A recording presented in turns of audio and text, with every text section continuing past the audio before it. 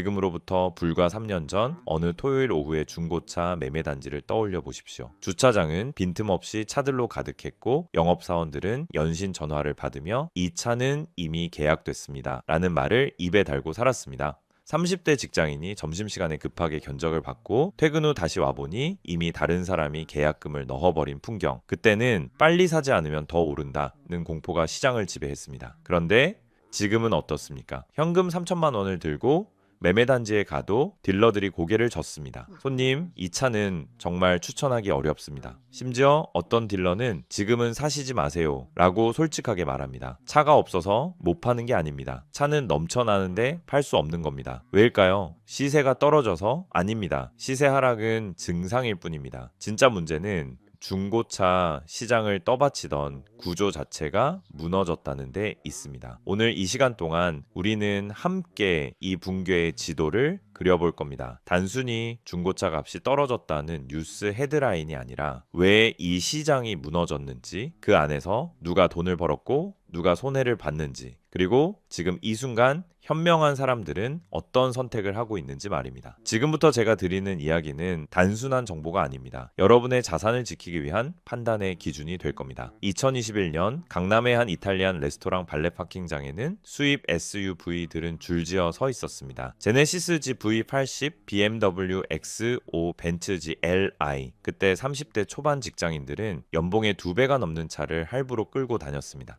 SNS에는 차 키를 테이블 위에 올려놓은 사진이 넘쳐났고 그 아래 댓글에는 부럽다, 나도 곧 저렇게라는 말들이 달렸습니다. 차는 단순한 이동수단이 아니었습니다. 성공의 증거이자 사회적 위치의 표식이었습니다. 그런데 2024년 겨울 같은 레스토랑 주차장 풍경이 달라졌습니다. 수입차는 여전히 있지만 차 안에서 내리는 사람들의 표정이 다릅니다. 예전의 자신감 대신 어딘가 무거운 기색이 역력합니다. 왜일까요? 카푸어라는 단어가 조롱의 대상이 돼버렸기 때문입니다. 과거에는 저 사람 차 좋네였다면 지금은 저 사람 할부 얼마나 남았을까입니다. 유튜브에는 중고차 시세를 실시간으로 알려주는 채널이 수십 개 생겨났고 온라인 커뮤니티에서는 누군가의 차 사진만 올라와도 저 차 지금 중고 얼마, 할부금 월 100만 원은 나올 듯 이라는 댓글이 달립니다. 정보가 평등해지면서 과시의 프리미엄이 붕괴한 겁니다. 더 결정적인 건 금리였습니다. 2020년 3%대였던 자동차 할부 금리가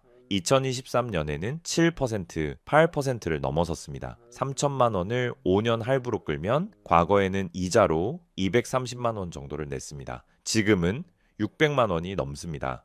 같은 차인데 이자만 370만 원이 더 나가는 겁니다. 이건 단순한 숫자가 아닙니다. 한 가정의 1년 식비와 맞먹는 돈입니다. 서울 마포구에 사는 김민수 씨, 35세의 이야기를 들어보겠습니다. 그는 2022 연봄 아이가 태어나자 7인승 SUV를 샀습니다. 신차 가격은 5천만 원, 할부로 월 90만 원씩 내기로 했습니다. 그래서 처음 1년은 괜찮았습니다. 회사 실적도 좋았고 아내도 복직했으니까요. 그런데 2023년 겨울 회사 구조조정 바람이 불었습니다. 보너스가 반토막 났고 아내 회사도 경영이 어려워졌습니다. 어느 날 밤 김 씨는 중고차 시세를 검색했습니다. 1년 전 5천만 원 주고 산 차가 3,200만 원, 할부 원금은 아직 4천만 원이 남아 있었습니다. 차를 팔아도 빚이 800만 원 남는 구조였습니다. 그는 결국 차를 팔지 못했습니다. 손해를 감수하고 팔기에는 당장 대체할 차를 살 여력도 없었으니까요. 결국 그는 지금도 매달 90만 원을 내며 차를 지키고 있습니다. 하지만 그의 눈빛에서 과거의 만족감은 사라졌습니다. 이런 사연이 전국에 수만 건입니다. 그리고 이들이 내린 결론은 하나였습니다. 다음 차는 절대 새 차 사지 않는다. 2030세대의 수요가 이렇게 증발했습니다. 과시는 더 이상 프리미엄을 만들지 못합니다. 오히려 경제관념 없는 소비라는 낙인이 찍히는 시대가 온 겁니다. 중고차 시장에는 한때 숨겨진 손이 하나 있었습니다. 바로 해외 수출 바이어들이었습니다. 국내 소비자들은 대부분 몰랐지만 2019년부터 2022년까지 중고차 시세의 상당 부분은 국내 수요가 아니라 러시아, 카자흐스탄, 우즈베키스탄으로 향하는 수출 물량이 떠받치고 있었습니다. 한 중고차 딜러의 증언입니다. 2021년에 산타페 한 대를 매입하면 국내에서는 2,500만 원을 받을 수 있었어요. 그런데 러시아 바이어한테 넘기면 2,800만 원을 받았죠. 딜러 입장에서는 당연히 수출 쪽으로 빼는 게 이득이었습니다. 그러니까 국내 시세도 자연스럽게 올라갔던 거예요. 수출 가격이 국내 바닥 가격을 끌어올린 겁니다. 왜 해외에서 한국 중고차를 그렇게 비싸게 샀을까요? 간단합니다. 내구성과 가성비 때문입니다. 러시아는 겨울이 혹독하고 도로 사정이 나쁩니다. 일본 차는 내구성이 약하고 유럽 차는 부품값이 비쌉니다. 그런데 현대 기아 차는 튼튼하면서도 수리비가 저렴했습니다. 특히 디젤 SUV는 러시아 시장에서 프리미엄을 받았습니다. 그런데 2022년 2월 러시아가 우크라이나를 침공했습니다. 서방의 경제 제재가 시작됐고 환율이 폭등했습니다. 루블화 가치가 폭락하면서 러시아 바이어들의 구매력이 순식간에 반토막 났습니다. 게다가 물류 경로가 막혔습니다. 선박 운송이 어려워지고 육로 경로도 불안정해졌습니다. 한국 정부도 대러 제재에 동참하면서 수출 자체가 사실상 금지됐습니다. 그 결과 무슨 일이 벌어졌을까요? 매주 부산항과 인천항을 통해 빠져나가던 수백 대의 중고차가 국내에 남기 시작했습니다. 수출용으로 매입했던 딜러들은 재고를 떠안았습니다. 어쩔 수 없이 국내에 내다 팔아야 했는데 문제는 국내 소비자들은 그 물량을 감당할 수요가 없었다라는 겁니다. 카자흐스탄 루트도 막혔습니다. 2023년 카자흐스탄 정부가 중고차 수입 관세를 대폭 인상했습니다. 환경 규제를 이유로 들었지만 실제로는 자국 자동차 산업 보호가 목적이었습니다. 우즈베키스탄도 비슷한 조치를 취했습니다. 한국 중고차가 자국 시장을 잠식한다는 불만이 커졌기 때문입니다. 결국 2023년 말 한국 중고차의 수출 물량은 2021년 대비 70% 이상 감소했습니다. 그 물량이 고스란히 국내로 되돌아왔습니다. 수출 바이어가 떠받치던 시세의 바닥이 빠진 겁니다. 특히 타격이 컸던 건 5년에서 7년 된 디젤 SUV들이었습니다. 산타페, 소렌토, 투싼 같은 차들 말입니다. 이 차들은 수출 시장에서 프리미엄을 받던 모델이었는데 그 프리미엄이 하루아침에 사라졌습니다. 어느 중고차 매매상에 한숨 섞인 말입니다. 손님들은 자기 차 시세가 왜 떨어졌는지 모릅니다. 자기가 잘못 관리해서 사고가 나서 떨어졌다라고 생각하죠. 근데 진짜 이유는 다릅니다. 당신 차가 나빠진 게 아니라 그 차를 비싸게 사주던 손님이 사라진 겁니다. 러시아 바이어가 없으니까 시세가 내려간 거예요. 이게 중고차 시장 붕괴의 두 번째 축입니다. 수요는 줄어드는데 공급은 폭증했습니다. 그것도 해외로 빠지던 물량이 국내로 역류하면서 말입니다. 시장은 이 충격을 감당하지 못했습니다. 시장이 혼란에 빠지면 누군가는 그 혼란을 기회로 만듭니다. 바로 대기업 인증 중고차 브랜드들입니다. 현대 셀렉션, 기아 오토큐, SK엔카지경, 롯데렌터카 중고차, 이들은 혼란 속에서 한 가지를 팔기 시작했습니다. 바로 신뢰입니다. 과거 중고차 시장의 가장 큰 문제는 정보 비대칭이었습니다. 판매자는 차의 이력을 알지만 구매자는 모릅니다. 사고 이력은 있는지, 침수된 적은 없는지, 주요 부품은 교체됐는지 이런 정보를 확인하려면 정비소를 직접 찾아다녀야 했고 그래도 확신을 얻기 어려웠습니다. 그러니까 중고차 구매는 일종의 도박이었습니다. 대기업들은 바로 이 지점을 공략했습니다. 200 항목 검수, 침수 사고 이력 보증, 1년 무상 보증, 환불 보장, 개인 딜러가 줄 수 없는 안전장치를 제공한 겁니다. 소비자 입장에서는 매력적입니다. 200만 원 더 주더라도 사기당할 위험이 없다면 기꺼이 지갑을 열 수 있으니까요. 실제로 효과가 있었습니다. 한 40대 가장의 말입니다. 저는 차를 잘 몰라요. 엔진룸 열어봐도 뭐가 뭔지 모르겠고 예전에는 형한테 부탁해서 같이 가서 봤는데 이제는 그것도 미안하잖아요. 인증 중고차 매장 가니까 편하더라고요. 직원이 태블릿으로 검수 리포트 보여주고 보험 이력도 다 떠주고 가격이 좀 비싸긴 한데 마음은 편했습니다. 이건 분명히 시장의 진화입니다. 신뢰가 상품이 되는 건 나쁜 일이 아닙니다. 문제는 부작용입니다. 첫째, 시장 가격이 상향 평준화됐습니다. 대기업 인증 매물이 시장 기준가가 되면서 개인 간 거래나 중소 딜러들도 가격을 쉽게 내리지 못하게 됐습니다. 인증 매물보다 100만 원 싸니까 괜찮다는 심리가 작동하는 겁니다. 그런데 사실 그 인증 매물 자체가 과거보다 200만 원 비싼 가격일 수 있습니다. 둘째, 가성비 매물이 증발했습니다. 과거에는 급하게 차를 팔아야 하는 개인 판매자를 만나면 시세보다 300만 원 싸게 살 수 있었습니다. 이런 기회가 시장의 묘미였습니다. 하지만 지금은 그런 이런 매물이 나오면 대기업 매입팀이 먼저 낚아챕니다. 검수해서 인증 스티커 붙여 300만 원 비싸게 되팔면 되니까요. 개인 구매자는 이런 기회를 잡을 수 없게 됐습니다. 셋째, 수수료 구조가 고착화됐습니다. 인증 중고차를 사면 검수비, 보증료, 탁송비, 등록 대행비가 붙습니다. 이걸 다 합치면은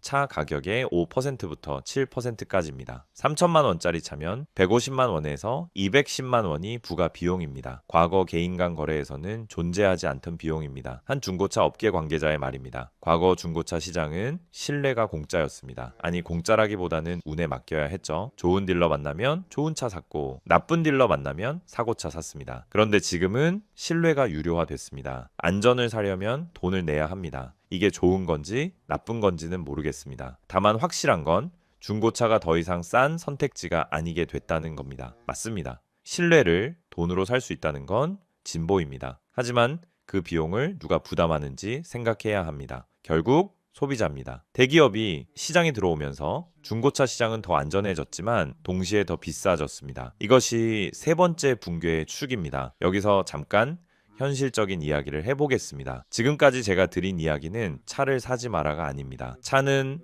필요합니다. 특히 아이가 둘 이상인 가정, 부모님을 모시고 사는 가정, 주말마다 장을 봐야 하는 가정에게 차는 선택이 아니라 필수입니다. 큰 차가 필요한 사람에게 작은 차를 타라고 강요하는 건 폭력입니다. 이 문장을 기억하십시오. 유튜브에는 경차 타세요, 전철 타세요 라는 댓글이 넘쳐나지만 그건 당사자가 아니라서 할 수 있는 말입니다. 주말에 아이 둘 데리고 장을 보고 부모님 병원 모시고 가고 겨울에 스키장 가야 하는 가장에게 경차는 답이 아닙니다. 문제는 신형이라는 허상입니다. 2024년식과 2019년식 소렌토의 실제 기능 차이가 뭘까요? 디지털 계기판, 더 큰 터치스크린, 솔직히 말해서 안전하게 목적지까지 데려다주는 능력은 거의 같습니다. 그런데 가격은 2천만 원 차이입니다. 여기서 전략을 하나 드리겠습니다. 세대 교체 직전 모델을 노리는 겁니다. 자동차 제조사는 보통 5년에서 7년 주기로 풀체인지를 합니다. 2024년에 신형이 나왔다면 구형은 2017년에서 2019년식입니다. 이 구간의 차들은 지금 감가가 가장 급격하게 일어나는 구간입니다. 예를 들어볼까요? 2024년형 소렌토 신차는 4,500만 원입니다. 2019년형 소렌토 중고는 2천만 원입니다. 5년 됐는데 가격은 반 이상 떨어졌습니다. 그런데 기능은요? 안전사양은 거의 비슷합니다. 엔진 내구성도 현대차 디젤은 20만 킬로까지 문제없습니다.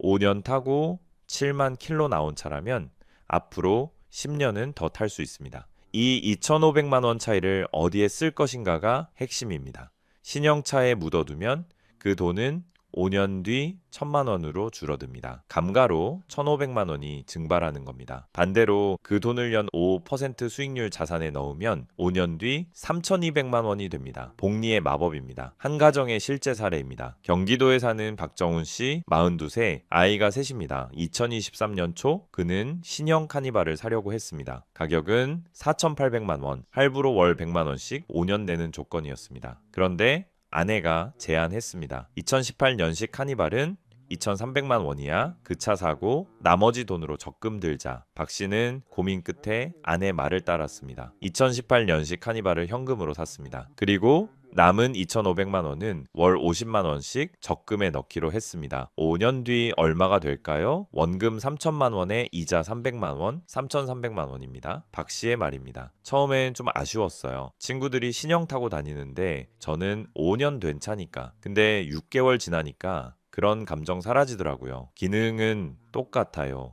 애들 태우고 장 보고 부모님 모시고 오히려 할부 부담 없으니까 마음이 편합니다. 그리고 적금 통장 보면은 뿌듯해요. 이게 진짜 내 자산이구나 싶어서 이게 답입니다. 차는 목적지까지 데려다 주지만 자산은 삶의 자유로 데려다 줍니다. 신형의 프리미엄이 당신에게 주는 실질적 가치가 무엇인지 냉정하게 따져보십시오. 디지털 계기판이 당신의 삶을 바꿔줍니까? 아니면 통장에 쌓이는 3천만 원이 당신의 선택지를 넓혀줍니까? 여기까지 들으셨다면 머릿속이 복잡하실 겁니다. 그래서 차를 사야 해? 말아야 해? 답은 간단하지 않습니다. 왜냐하면 정답은 각자 다르기 때문입니다. 하지만 기준은 드릴 수 있습니다. 첫째, 차가 정말 필요한지 먼저 물으십시오. 출퇴근용이라면 대중교통이나 카쉐어링은 안 되는지 계산해 보십시오. 주말에만 쓴다면 렌트가 더 저렴한지 따져보십시오. 하지만 가족 구성원이 많고 자주 이동해야 한다면 차는 필요합니다. 이 경우 다음 기준으로 넘어가십시오. 둘째, 신형에 대한 환상을 버리십시오. 2024년식과 2019년식의 기능 차이를 객관적으로 비교하십시오. 안전사양, 엔진 출력, 실내 공간 이 세 가지가 비슷하다면 구형을 선택하는 게 합리적입니다. 그리고 그 차이 나는 돈을 자산으로 옮기십시오. 셋째, 현금을 준비하십시오. 현금이 없다면 은행 오토론을 사전에 승인받으십시오. 딜러에게 가기 전에 협상력을 갖춰야 합니다. 할부 의존은 협상력을 포기하는 겁니다. 넷째, 보험개발원 앱과 경매 시세를 활용하십시오. 차를 보러 가기 전에 그 차의 사고 이력을 확인하십시오. 그리고 경매 시세를 검색하십시오. 경매에서 같은 차가 얼마에 나오는지 알면 매매단지 가격이 적정한지 판단할 수 있습니다. 보통 경매가 1점, 2배에서 1.3배가 매매가 시세입니다. 다섯째, 인증 중고차도 맹신하지 마십시오. 검수 리포트를 꼼꼼히 읽으십시오. 양호, 판정이 많아도 교환 권장 항목이 있는지 확인하십시오. 타이어, 브레이크 패드, 배터리 같은 소모품 교체 비용을 미리 계산하십시오. 인증 매물이라고 해서 추가 비용이 없는 건 아닙니다. 여섯째, 전기차 중고는 신중하십시오. 배터리 보증이 최소 5년 이상 남아있는 차만 고려하십시오. 그리고 제조사의 배터리 교체 비용을 미리 확인하십시오. 만약 그 비용이 차 가격의 절반 이상이라면 리스크가 큽니다. 일곱째, 서두르지 마십시오. 지금은 사는 사람이 유리한 시장입니다. 급하게 팔아야 하는 사람이 많고 사려는 사람이 적습니다. 협상력은 여러분에게 있습니다. 몇 주, 몇 달을 기다려도 됩니다. 좋은 매물은 기다리는 사람에게 옵니다. 여덟째, 감정이 아니라 숫자로 판단하십시오. 이 차 멋있다. 친구가 이거 탄다는 감정은 위험합니다. 총 보유 비용을 계산하십시오. 차 값, 이자, 보험료, 유류비, 감가상각비를 다 합쳐서 1년에 얼마가 드는지 따져보십시오. 그 돈이 여러분 소득의 몇 %인지 확인하십시오. 만약 30%가 넘는다면 그건 과소비입니다. 아홉째, 5년 뒤를 상상하십시오. 이 차를 5년 탄 뒤 팔 때 얼마를 받을 수 있을지 예상하십시오. 지금 3천만 원인 차가 5년 뒤 1천만 원이면 감가비는 2천만 원입니다. 1년에 400만 원씩 증발하는 겁니다. 이 돈을 감당할 수 있는지 냉정하게 판단하십시오. 열째, 차는 도구라는 걸 기억하십시오. 차는 여러분을 목적지까지 데려다 줍니다. 그 이상도 그 이하도 아닙니다. 차가 여러분의 정체성을 증명하지 않습니다. 통장 장호가 여러분의 자유를 증명합니다. 지금까지 중고차 시장 붕괴의 5가지 축을 살펴봤습니다. 수요 증발, 수출 거품 붕괴, 대기업의 신뢰 유료화, 전기차 폭락, 할부 금융의 함정 이 5개가 동시에 작동하면서 시장이 무너졌습니다. 하지만 모든 위기에는 기회가 있습니다. 지금 중고차 시장은 사는 사람에게 유리합니다. 과거처럼 빨리 안 사면 오른다는 공포는 없습니다. 오히려 기다릴수록 선택지가 늘어납니다. 급매물이 쏟아지고 딜러들은 재고 처분에 급급합니다. 이 흐름을 아는 사람은 지금 움직입니다. 하지만 감정이 아니라 전략으로 움직입니다. 시세보다 200만 원 싼 매물을 발견하면 왜 싼지 먼저 의심합니다. 사고 이력을 확인하고 현장에서 꼼꼼히 체크합니다. 문제가 없다고 판단되면 현금을 들고 협상 테이블에 앉습니다. 그리고 아낀 돈을 어디에 쓸지 이미 계획이 있습니다. 신형 대신 구형을 선택해서 아낀 2천만 원을 연 5% 수익률 자산에 넣으면 10년 뒤 3,200만 원이 됩니다. 복리로 1,200만 원이 불어난 겁니다. 이게 진짜 부를 만드는 방법입니다. 차는 목적지까지 데려다 주지만 자산은 삶의 자유로 데려다 줍니다. 신형차에 디지털 계기판이 주는 만족감과 통장에 쌓이는 복리 수익이 주는 안정감. 여러분은 어느 쪽을 선택하시겠습니까? 지금 이 순간 수많은 사람들이 잘못된 선택을 하고 있습니다. 할부로 신형차를 사고 5년 뒤 반값이 된 차를 팔며 후회합니다. 하지만 여러분은 다릅니다. 여러분은 지금 이 이야기를 들었습니다. 시장의 구조를 이해했습니다. 이제 선택은 여러분의 몫입니다. 정리하겠습니다. 하나, 현금 또는 사전 승인받은 은행, 오토론으로 협상력을 확보하십시오. 할부 의존은 협상력 포기입니다. 둘, 세대교체 직전 모델 5년에서 6년 된 검증된 차량으로 감가 구간을 먹으십시오. 신형 프리미엄은 허상입니다. 셋, 보험 이력과 경매 시세로 무장하고 사고차를 걸러내며 적정가를 판단하십시오. 정보는 이제 평등합니다. 중고차 시장은 무너졌습니다. 하지만 그 무너진 자리에서 현명한 사람들은 기회를 발견합니다. 시장이 혼란스러울수록 냉정한 판단이 빛을 발합니다. 여러분이 오늘 이 시간을 듣고 단 한 가지라도 실천하신다면 그것만으로도 수백만 원의 가치가 있을 겁니다. 차는 소비가 아니라 선택입니다. 그리고 그 선택이 여러분의 다음 10년을 결정합니다. 오늘 이야기가 여러분의 자산을 지키는 작은 방패가 되길 바랍니다. 감사합니다.